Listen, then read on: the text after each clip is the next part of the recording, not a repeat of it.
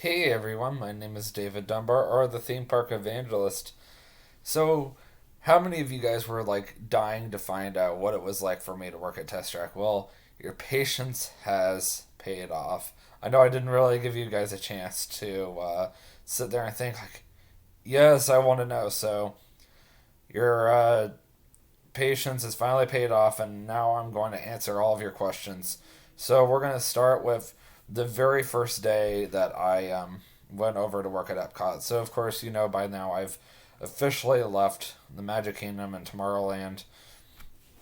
And I went over to Epcot and I did the whole orientation. So, at the time I was wearing my regular, like, business casual clothes. And I showed up and I thought it was funny. So, I didn't know how they did things over there. So, I didn't know where the time clocks were. I had never been in the building before.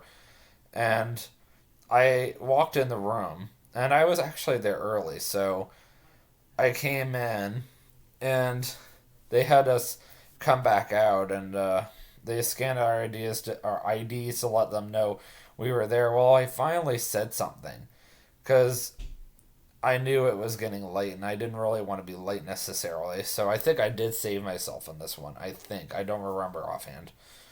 It might have been like 15 minutes late at this point, but the point is I finally did say something. I said, "Uh, don't we have to clock in?" Like, well, we assumed you already did. The clocks were out there, and I'm like, oh crap. So I went and clocked in. I explained the whole situation. I think they did fix it for me because I don't remember being counted for it because I did tell them that I've never been here before. I've never clocked in here before ever. So I explained the whole situation to them. I knew they had CDS there, but I know on your orientation day you're not necessarily in the system yet, so I knew we had to use the wall clocks. And it's basically a system where you press the button, this is in, and then you just swipe your ID. Super easy. And then the CDS is basically as a cast deployment system. It's basically when you enter your employee ID number into the system, and then it lets you clock in and all that. But anyway, so after we did all that, the first couple of hours were kind of boring. So I was thinking to myself, really, is this orientation is going to be? Is it basically just going to be a slideshow or a PowerPoint or whatever? Well, it turns out I was wrong. So they eventually brought us out. Well, we're going to talk about Epcot back a couple of years ago before all the construction happened. So, um, you know, Epcot was the way we remembered it. So they took us out and they brought us backstage and we hopped on a bus and we took the bus all the way over to Spaceship Earth and we went on stage that way. On stage is basically getting onto the park because your cast member is taught to treat being in the park like you're being in a show at all times, which is kind of interesting. So we get into the park and they have us keep our cast member name tags on for whatever reason for quite some time, and I'm like, I'm pretty sure we're not supposed to do this, but like whatever. So we had it on for quite some time, and of course it's always so hard to hear these guys because it's so loud in the park. But you always have to do the best you can, and sometimes it's hot, so you're just doing your absolute best. Just kind of bear with it. But it's still kind of cool being in the park, and you're basically getting that theme park's 101, which is kind of cool. So I got to hear Epcot 101 for the very first time. This was still the coolest orientation I've ever done, which is kind of weird because I always thought Hollywood Studios was really cool too. And Hollywood Studios is still one of my favorites, but I think Epcot was slightly better.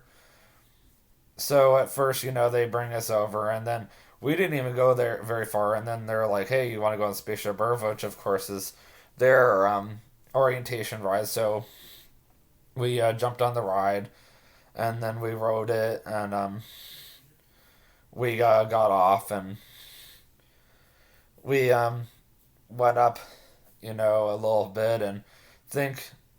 the group split up for a little while. They usually try to do that with orientations. They take one half of the group, and because there's always two trainers or whatever, and one half of the group goes one way, the other half of the group goes another way. And I'm very sure we did that at one point. So we kind of walked around all of Future World, and there was one part where they took us to this one area and they did this little announcement, which I'm not going to tell you about any of that because it's supposed to be a huge Disney secret. So I thought that was kind of cool. It's supposed to be a big surprise. And it was right in front of all the guests, so I thought that was kind of cool. And they said it's been an Epcot tradition for many years, so I thought that was very surprising. I think I asked my dad if they did that for him, and he said yes, they did. So yeah, that was definitely a huge highlight for me. And then the boats were not running at the time because it was early, but they were like, "Well, guess what? We're gonna give you guys an exclusive boat ride." So they put us all on one of the Discovery launches, and they took us around all of the like lake, and they did this quick backstage or whatever secrets behind all of the different showcases. So as we were driving around the entire lake, they told us a little bit about each showcase, and it only took us 20 minutes. And it was probably the same amount of time it would have taken me back then to walk around all of World Showcase because I was more fit back then. I've I thought I would be more fit as soon as I moved here, but unfortunately, I've kind of gotten a little lazy since I moved here. I don't have the luxury of being able to walk around the Disney parks all the time like I used to. So, yes, back then it would only take me 20 minutes if I power walked through all of Epcot to get around all of World Showcase, which is crazy. 20 to 30 minutes. Now, probably about 30 to 40 minutes if I really rushed myself. And I'm sure I could still do it pretty quick. And if I did it constantly, I probably could do it quickly again, like I used to. But I would have to go to Disney on a regular basis in order to do that again. But yeah, once the boat ride was over, they took us back to the very front, and eventually, our orientation was over. So our orientation was pretty quick. I think we got done about noon, and I don't even think that we needed to do anything for lunch that day. So sometimes orientations take so long that we usually go to the cafeteria. Now, I don't remember doing it that day specifically because it was so quick that I think I ended up doing my own thing for lunch because I was all prepared to go to the Epcot cafeteria because I had wanted to see it. I don't even think I saw the Epcot cafeteria until I started working for Test Track because I honestly don't remember going there for orientation. I remember walking around the Epcot costuming building, which is built into the cast building. So sometimes you have the costuming building in the same building as the cast building. So sometimes you have to walk through the cast building to get to the park, and sometimes the cast building is off to the side like Magic Kingdoms where you have to go visit it and then you have to get on the bus to get to Magic Kingdom. And Magic Kingdom and Animal Kingdom are the only ones that you have to go off to visit the cast building before you can actually go to work. And Animal Kingdoms is the most annoying because of the fact that it's actually off property. So it's down a road called Sherbrooke Road, and it's on your immediate left once you make this big turn, and it's right before all their banks, and it's over by this sports area, whatever it's called again. I think it's like Disney Sports or something. But I've been there a few times. It is kind of inconvenient, but Magic Kingdom at least is a little more inconvenient just because it's in the same exact cast member parking lot as the area where you get on the bus and all that. You just have to pass by it in order to get onto the bus. So in that sense, it's a little more convenient versus Epcot and Hollywood Studios. You have to walk through it to get to the park.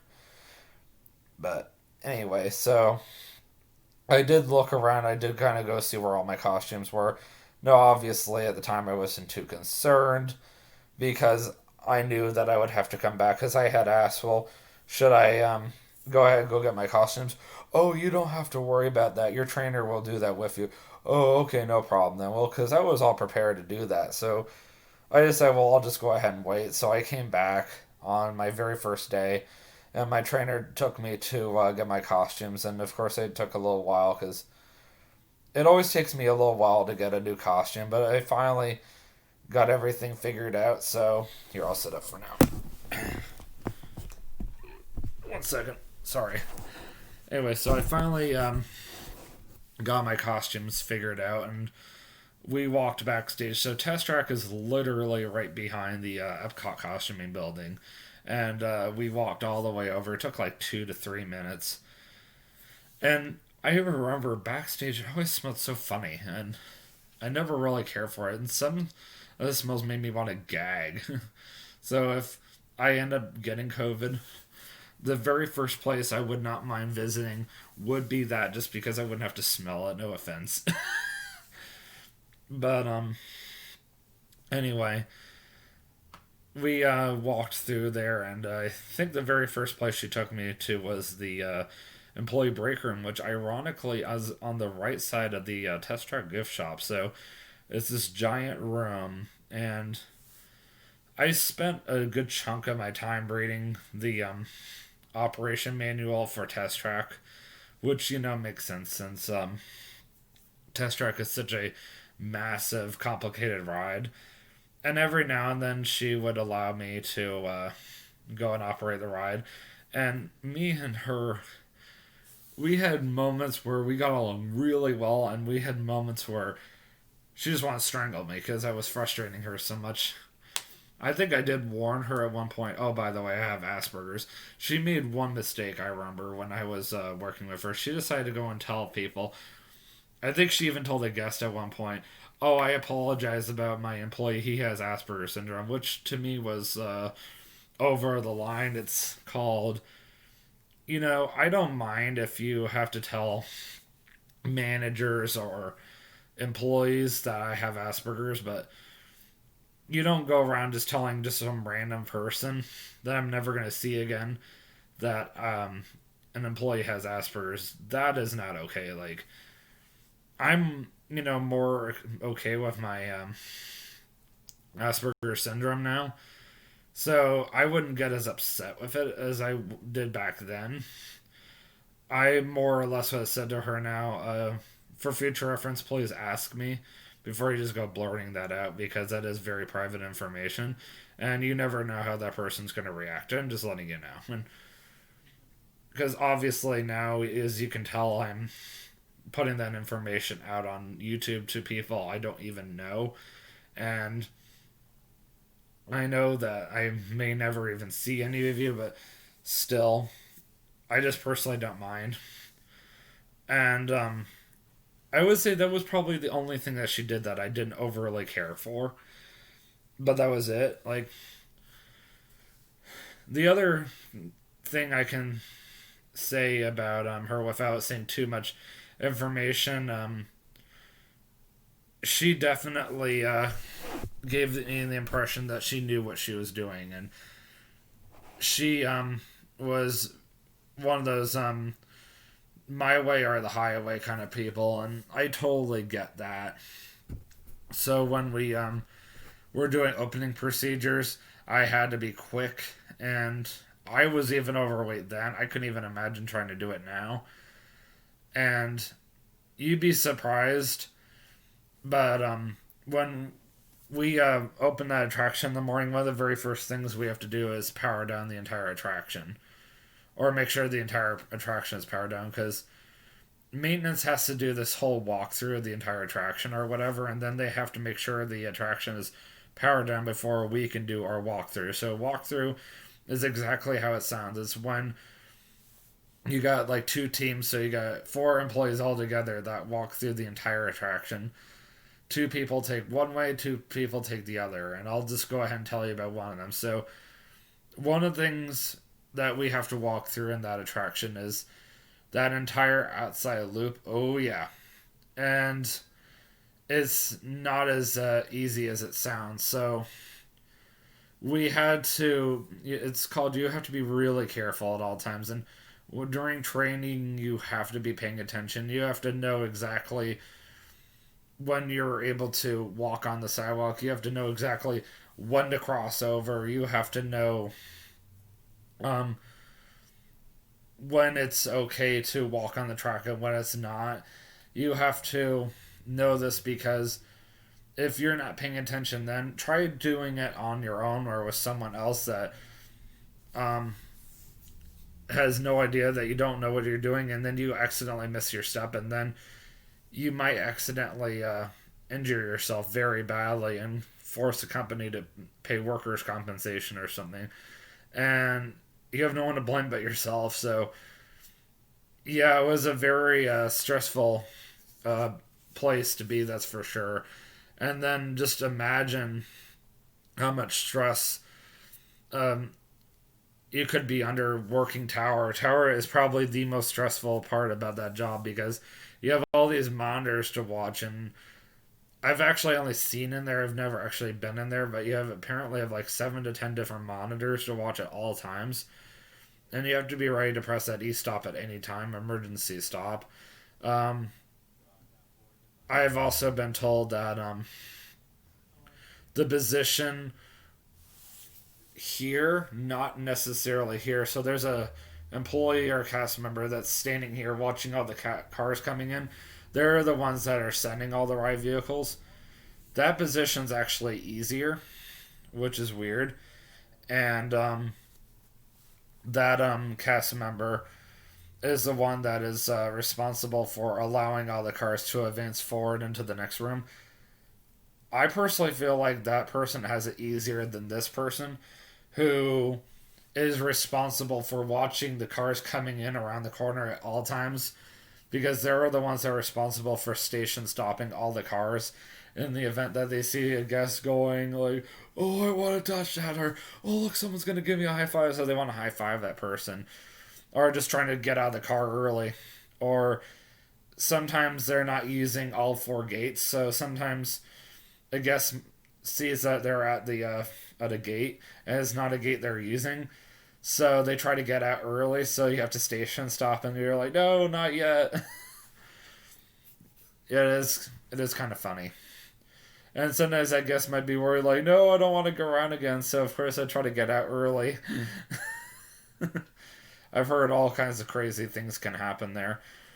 But a more stressful position that I had to deal with there is a position called dispatch. So you have very little lighting at this position. So it's the position where you check all the seatbelts. You could call it the seatbelt check position if you want. And you have this yellow strap you're holding, and you're like, please pull on the yellow strap, all that jazz. And with the people that are sitting in the middle, it's hard to tell if they're buckled in or not. And then you have to watch and make sure that someone has a seatbelt over here and not over here or whatever. And with that little lighting, you have to be really vigilant and make sure that someone's wearing their seatbelt properly. Excuse me, because if you send a car up the hill and their seatbelts are not like worn correctly, and the person on tower sees this, they'll e-stop the entire ride, and then it'll be a write-up for you. It may even be termination on the spot for you. So could you even imagine? Because Disney takes safety very seriously. I mean, come on. They're e-stopping the ride now for people who are not wearing masks. So that's another big one now. So now could you imagine doing rides like that? And now you have to tell people, oh, you have to wear your mask now. So now could you imagine doing test track and they're like, please make sure you keep your mask on at all times, and you have to make sure you tell them to keep that seatbelt on properly, and now you can't even send the car up the hill for that matter, for either of those matters. And if you see someone that's not wearing their mask and you let them go up the hill, well, it's probably instant termination for you there either, or as well. And I know some of us might not stop and think about that, but Yeah, Disney probably would terminate an employee if they're not. You allow a guest to go up the hill without their mask on. I know that's insane, and I'm glad that I don't have to deal with any of that right now. Sorry, I'm shaking a little bit. My legs have a very hard time being in this position, but at least you can see me better. But yeah, you can tell there's some very stressful positions. Obviously, the easiest positions at Test Track are being at the very front of the attraction. So obviously, being such a large, massive attraction, there are a lot of positions in the front of the attraction. So you've got Fast Pass, you've got two different graders. You've got a regular grader and you've got a grader for the single rider line as well. Obviously, with COVID going on, there is no single rider anywhere, not Universal nor Disney. But normally, yes, there would be a grader for single rider inside the attraction, obviously, because it's an indoor attraction for the most part. There is going to be a lot of positions. So, one of the positions I actually like the best, which is now currently eliminated due to COVID, is a single rider grader or merge, whatever. And this guy, all he has to do is make sure that the single rider line just stays flowing at all times. Um, Another position that's relatively easy is just regular merge. All you have to do is make sure that you fill the line or the room up with mostly fast pass. Now, fast pass is currently eliminated due to COVID, so right now it would mostly be standby coming into the room, which works out best for them. But I'll tell you what, if I had been working at this attraction, I wouldn't have been very happy with their system. So the way they described it was, if you let more standby in, then you have to let twice as many fast pass in and not allow standby in for like who knows how long. Like, let's say you let in 10 people from standby, then you have to let standby just sit there and stare at you or stand there and stare at you for about 10 minutes while you're allowing fast pass to walk past them for the next or enter the room for the next 10 minutes and go on to designing their own car and then to go on to riding the vehicle or whatever, or even to skip designing their own vehicle so they can just go ride the ride. And then before they can finally move again, but even then, it's supposed to be only four standby people at a time. And to me, that seemed very unfair because I feel like standby should not have to stand there for that long. I feel like, when I worked at Tomorrowland Speedway, I always try to be fair. I always try to go, standby, you go for a little bit, and I would let standby go for a little bit, and then I would stop them, and then I let fastpass go for a little bit. I would keep alternating. But to say basically 95% of the time fastpass goes, and then 5% of the time standby goes, that's not cool to me. And that just shows that Disney favors fastpass a little too much, which in some ways COVID happening has really worked out because this is something I've been wanting to see Disney get rid of for quite some time was the fast pass. I think the fast pass honest system is honestly a very unfair advantage to the Disney guests that come in and see all the fast pass are gone or don't know anything about fast pass, and they get in the standby line and they have absolutely no idea how long it's going to be before they get on the ride. I can't tell you how many times I've worked at a Disney attraction, especially Tomorrowland Speedway, and I've seen them try to get in and they have no idea why they can't get on the fast pass and what the whole no selections made means, and they just totally don't get it and why they have to get in the standby line. Like, my heart goes out to them, but rules are rules for a reason, I guess. So, and I couldn't even imagine trying to work at Test Track and having to do all that. Of course, working at Test Track, FastPass would have been the easiest thing to me, and the trainer made that comment. I said, "Well, it's the one thing I've always excelled at." And then she said, "Well, yeah, unfortunately, we can't just have you stand up here all the time." And of course, the manager wouldn't let me stay up there all the time either because of that. Or like the manager wouldn't even let me transfer attractions either. And I didn't even stop and think about the fact that my former coworker from Tomorrowland Speedway was working at Mission Space at the time. Otherwise, I would have swapped attractions with him. Who knows? They might have allowed it, but it is what it is. I wasn't thinking at the time, and who knows? He might. I think he actually was working at Living at the Land at the time, which would have been so much easier because you literally have like nothing to do over there. So I could have easily handled that ride if it came down to it. At least I would have been inside. At least I would have just been pressing a button.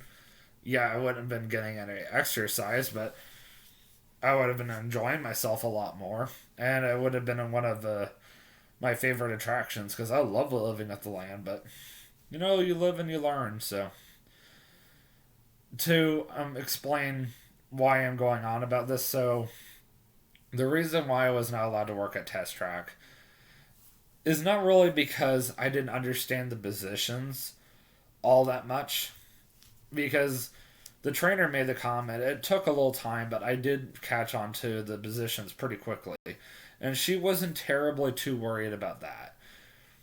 What she was more concerned about, and all the other trainers made this comment too, was the fact that I didn't really know where all the doors led. Like, which is surprising because I have a really powerful memory. The written test is literally what got me. You know how they always say the written test is supposed to be easier than the actual test? Well, for me, it reversed itself. So the written test was actually harder for me than the driving test itself, in other words. So when they planted the written test in front of me, I was like, "Oh, I got this. I've got a really powerful memory." I ended up failing it. I was like, "What?"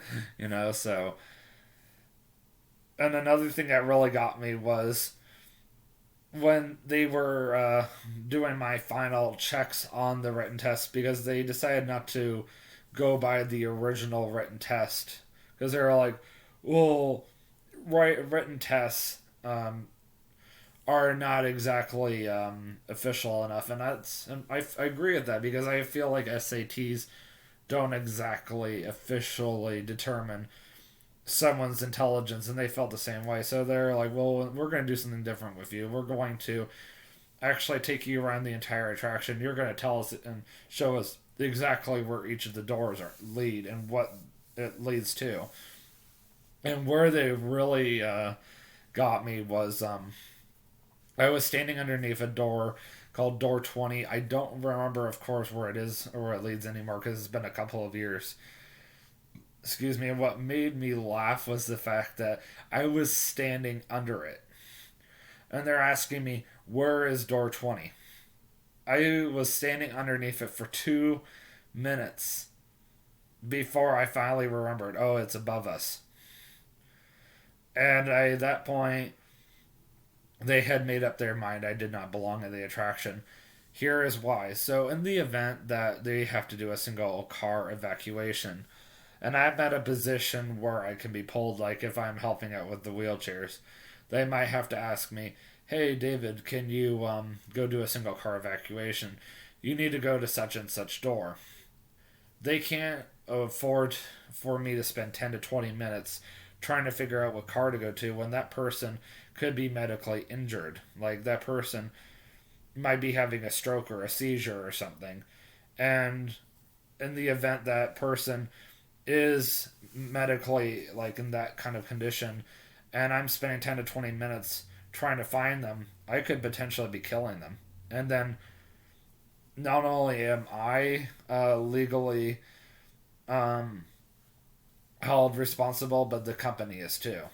And not only am I legally held responsible, but I'm biblically held responsible because I could have been paying more attention and I allowed somebody to die, and that's going to end up looking bad on me on Judgment Day when, I have to stand before God and God's like, why did you allow that person to die?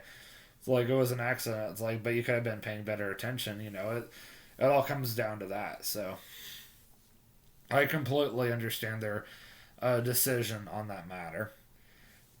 And when we get to the day when I talk about Buzz Lightyear Space Ranger spin, you'll see that for me, it was one position that I was not completely getting. And the funny thing is, they said if I wanted to, I could have come back and I could have tried again, but they felt like I almost had it. That just shows how far I've come along since Test Track, and also the Test Track was just a little too difficult for me. But Buzz Lightyear was maybe more along my lines of handling it, which means I could have handled living at the land too. So when we do end up getting to Buzz Lightyear Space Ranger Spin, you guys will see that I do have the capability of operating an actual ride that runs on mechanics, and that Test Track is just unfortunately too complicated.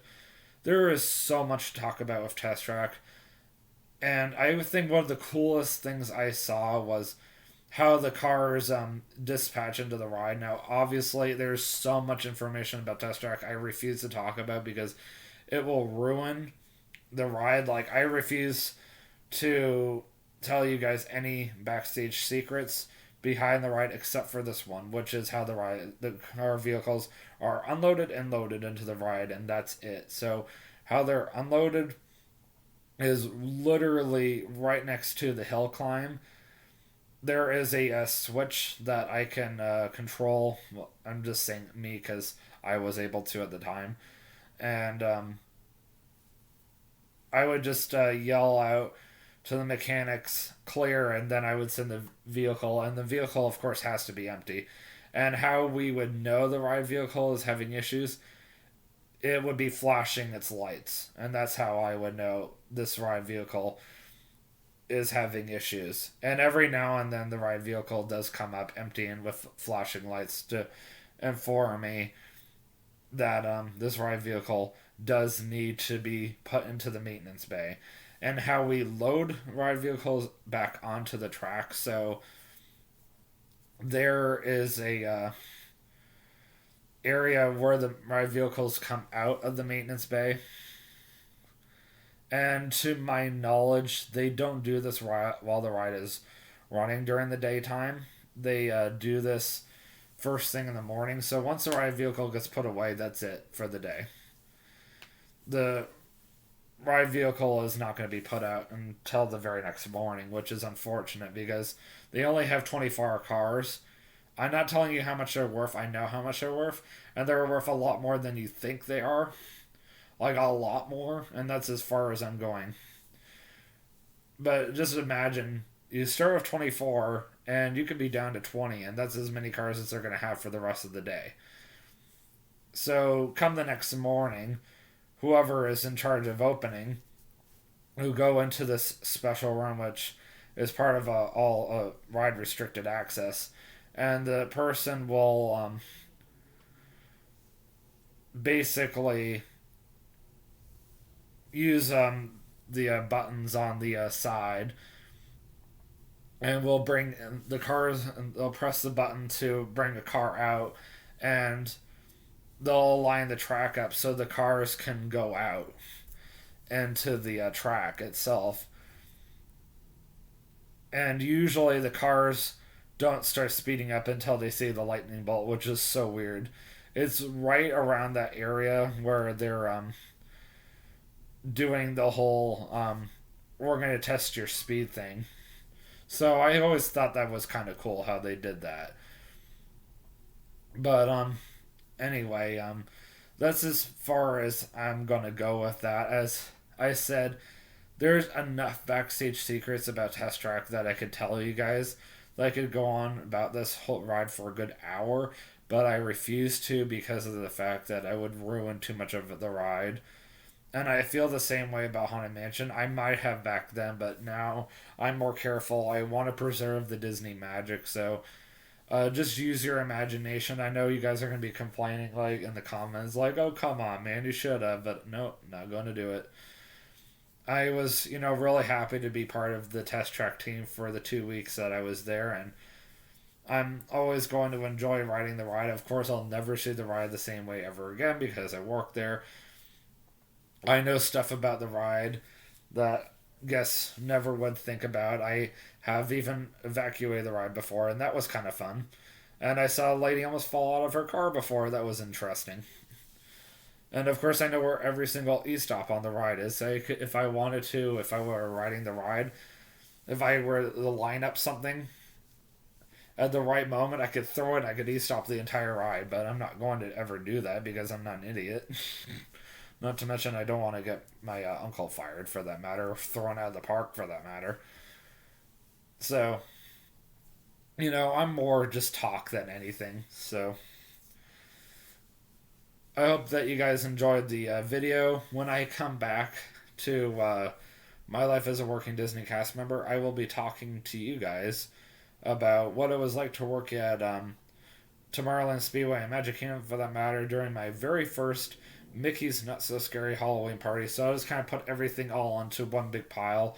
That will be another 30 to 40-minute vlog, and then I'll probably be talking to you guys about working at Buzz Lightyear Space Ranger Spin. So it sounds like we're almost done with the year 2018, and then we'll be moving into the final YouTube videos, which will talk about Toy Story Land, and then, of course, Custodial at Epcot, and then my final farewell to the company. I know it's crazy. We're finally coming to an end, but I'm trying to stretch it out and make it seem like it's longer than it is. But I'll just go ahead and tell you guys right now.